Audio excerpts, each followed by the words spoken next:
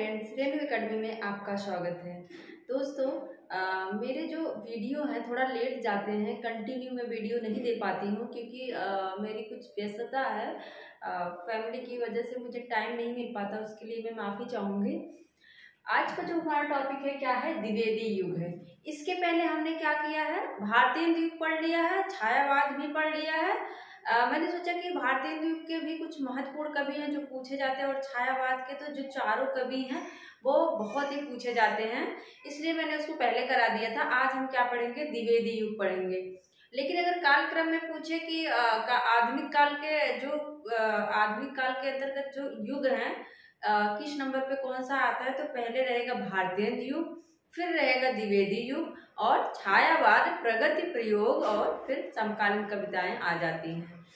तो द्विवेदी युग सभी को पता है कि द्विवेदी युग का जो समय है क्या है, 1900 से 1918 ईस्वी है। द्विवेदी युग का समय क्या है, 1900 से 1918 है। और इसी को क्या कहा जाता है, जागरण सुधार काल। इसी को और क्या कहा जाता है, जागरण सुधार काल। जागरण सुधार काल कहा किसने है, ये पूछा जाता है कि जागरण सुधार काल किसने कहा है, तो डॉक्टर नगेंद्र ने कहा है। डॉक्टर नगेंद्र जो आलोचक हैं, उन्होंने ही द्विवेदी युग को क्या कह दिया, जागरण सुधार काल कह दिया। लेकिन अगर पूछो तो आचार्य रामचंद्र शुक्ल क्या कहते हैं, तो वे कहते हैं द्वितीय उत्थान, नई धारा का क्या है, ये द्वितीय उत्थान है। द्वितीय उत्थान है तो प्रथम उत्थान क्या है, द्वितीय उत्थान। अगर पूछे प्रथम उत्थान क्या है आचार्य शुक्ल के अनुसार, तो प्रथम उत्थान जो है वो भारतीय युग को कहा जाता है। नई धारा का द्वितीय उत्थान। समय अगर पूछे तो क्या है इसका, 1868 से 1893 तक ये क्या कहते हैं, द्वितीय उत्थान का समय मानते हैं।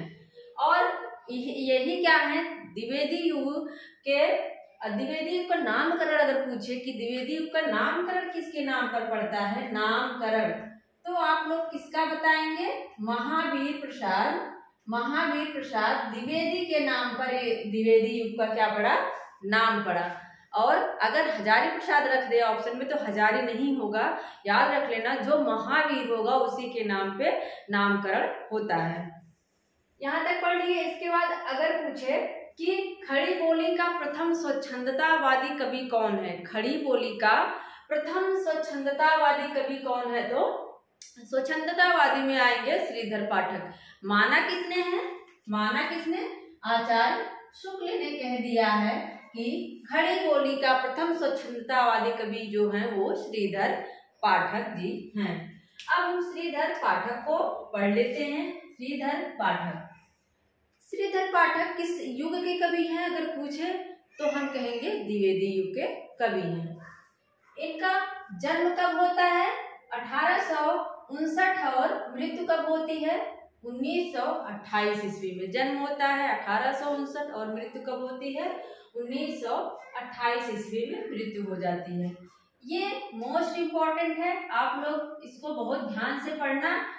एकांतवासी योगी, इन्होंने कुछ रचनाओं को अनुदित किया था, मतलब कुछ रचनाओं का अनुवाद किया था, अंग्रेजी में भी और संस्कृत की रचनाओं का भी इन्होंने अनुवाद किया। तो देखते हैं, यहाँ से पूछा जाता है, ध्यान से पढ़ना, एकांतवासी योगी समय क्या है, समय भी देखना, समय भी पूछा जाता है।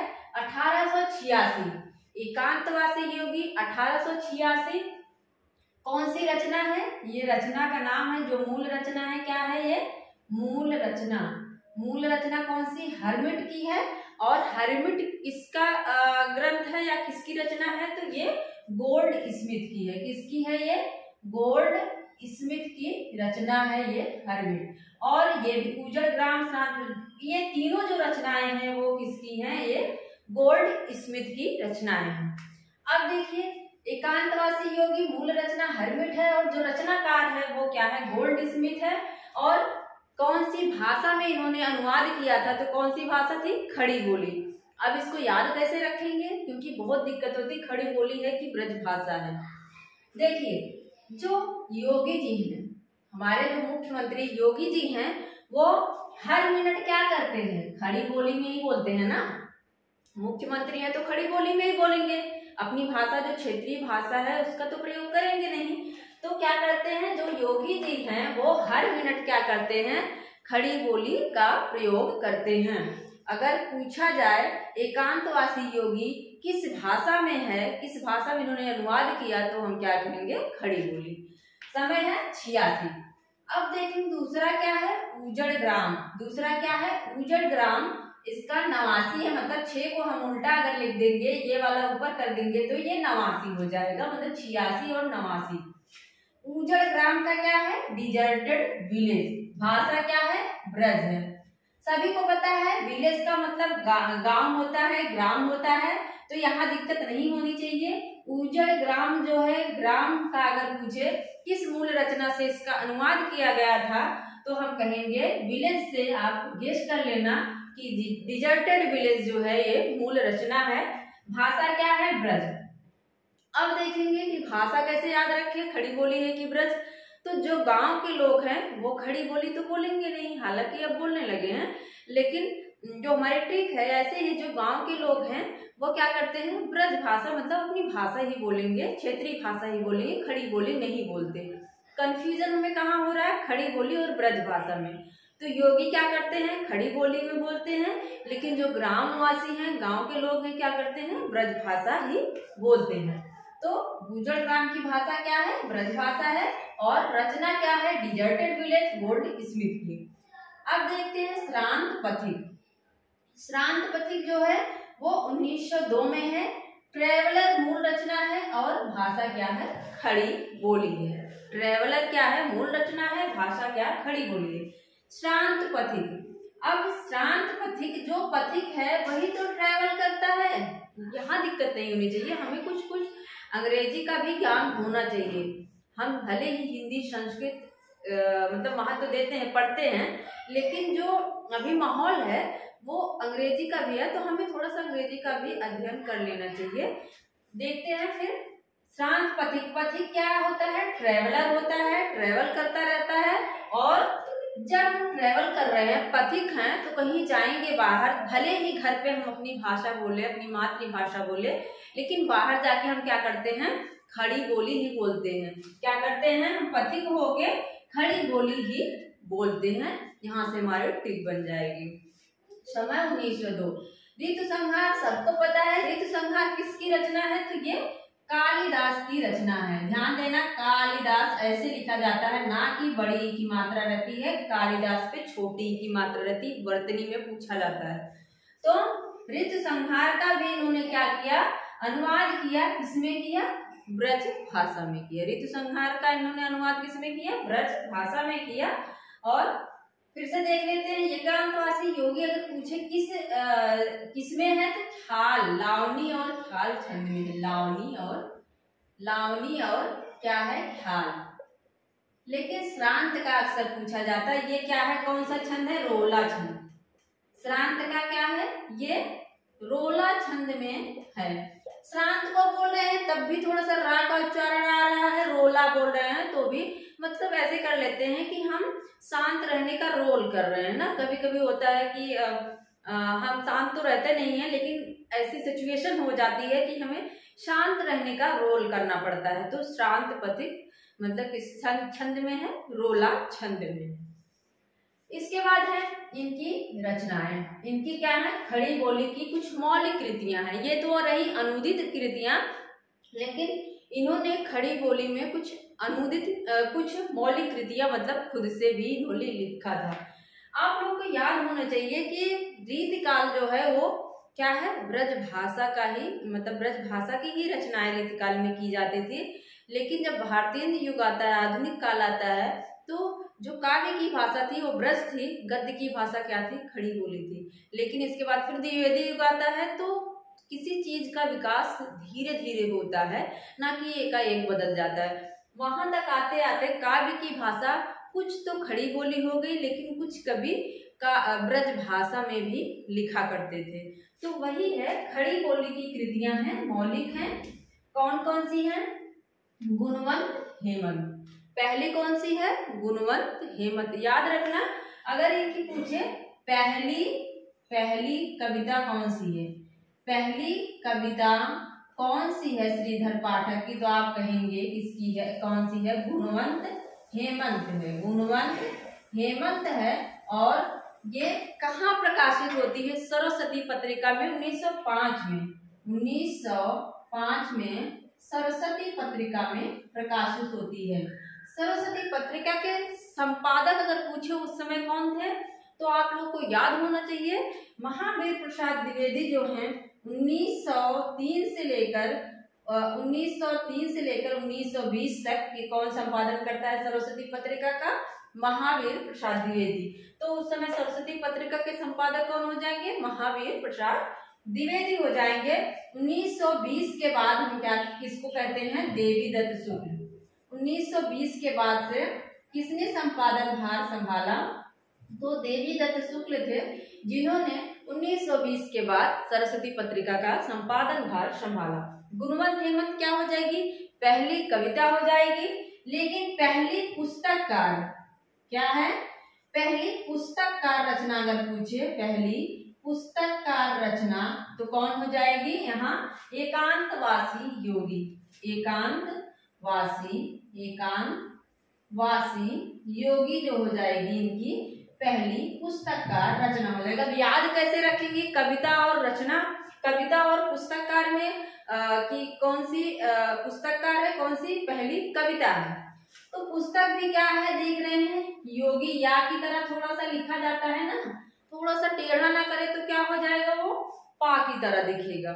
पुस्तककार, पुस्तक पा भी या की तरह दिख रहा है, तो एकांतवासी योगी क्या हो जाएगी, पुस्तककार रचना हो जाएगी। और कविता और वाह, गुणवंत में भी वाह आया है, कविता में भी वाह आता है।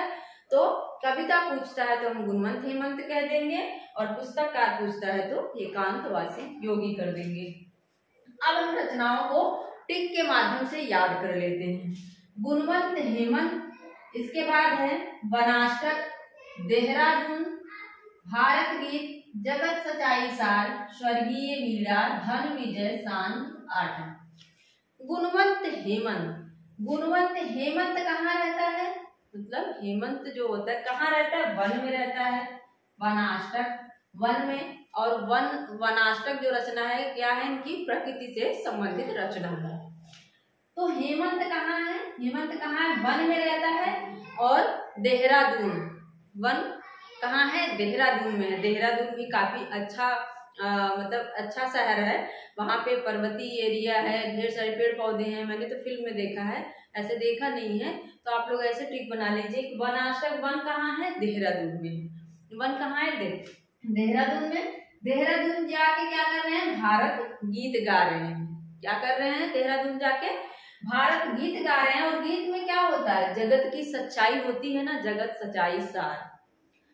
भारत गीत, गीत में क्या होता है, जगत की सच्चाई होती है। जैसे नेहा सिंह राठौर को ही देख लो, जो बेरोजगारी पे हमेशा गाना बनाती हैं, और भी भ्रष्टाचार जो है उस पे वो क्या करती हैं, आवाज उठाती हैं। तो भारत गीत, गीत में क्या होता है, जगत की सच्चाई होती है। और किसके साथ गाते हैं, बीड़ा बजा के। जगत की सच्चाई, भारत गीत जगत की सच्चाई के साथ क्या है, बीड़ा का गीत, बीड़ा बजा रहे हैं, स्वर्गीय बीड़ा। और देखते हैं धन भी मिलता है। क्या करते हैं, उससे धन का भी अर्जन हो रहा है। और ऐसा कब कर रहे हैं, सांझ आठन, संध्या के समय ये सब कर रहे हैं। फिर से देखते हैं, हेमंत कहाँ है, वन में, वनाष्टक और वन भी देहरादून में है। वहां जाके भारत गीत गाते हैं, गीत में जगत की सच्चाई होती है। और फिर बीड़ा बजाते हैं, धन भी मिलता है। और ये सब कब कर रहे हैं, संध्या के समय कर रहे हैं। अब देखते हैं ब्रजभाषा की कृतियां, ये भी पूछा जाता है। इनकी ब्रजभाषा की 2 ही मौलिक कृति है, वो पूछता है कि कौन सी है। इसमें कौन सी है, कश्मीर सुषमा और मनोविनोद। कश्मीर सुषमा 1904 में है, और मनोविनोद जो है वो कब है, 1882 में है। अब इसको कैसे याद रखेंगे कि ब्रजभाषा की 2 है, कौन सी है कौन सी नहीं। तो यहाँ देख रहे हैं, भाषा में भी खटकोड़ वाला सा आया है, खड़ी बोली में ऐसा नहीं है। खड़ी बोली में खटकोड़ वाला सा नहीं है, खड़ी बोली। लेकिन भाषा में भी खटकोड़ वाला श है और सुषमा में भी क्या है, खटकोड़ वाला श है। तो कश्मीर सुषमा पूछे तो आप लोग तुरंत टिक करना कि ब्रजभाषा है। और सुषमा को देखकर मन में विनोद उत्पन्न होता है, सुषमा को देख के मन में विनोद उत्पन्न होता है, तो याद हो गया ब्रजभाषा की दो रचनाएं कौन सी हैं, कश्मीर सुषमा और मनोविनोद। मुझे लगता है कि यहीं से आ जाती हैं या आ जाते हैं तथ्य, और एक दो इनकी और रचनाएं हैं जिसको आप लोगों को देख लेना चाहिए। एक दो रचना है जॉर्ज वंदना, अगर पूछे जॉर्ज वंदना किसकी है, जॉर्ज वंदना, तो ये भी श्रीधर पाठक की है। और है आराध्य शोकांजल, ये क्या है, आराध्य शोकांजल, आराध्य शोकांजल भी इनकी रचनाएं हैं, ये भी पूछी जाती हैं। तो आप लोग याद रखना, मैंने आप लोगों को श्रीधर पाठक से सारे तथ्य बता दिए। अगर आप लोगों को मेरा वीडियो अच्छा लगता है तो प्लीज़ सब्सक्राइब करें, शेयर करें, लाइक करें। धन्यवाद।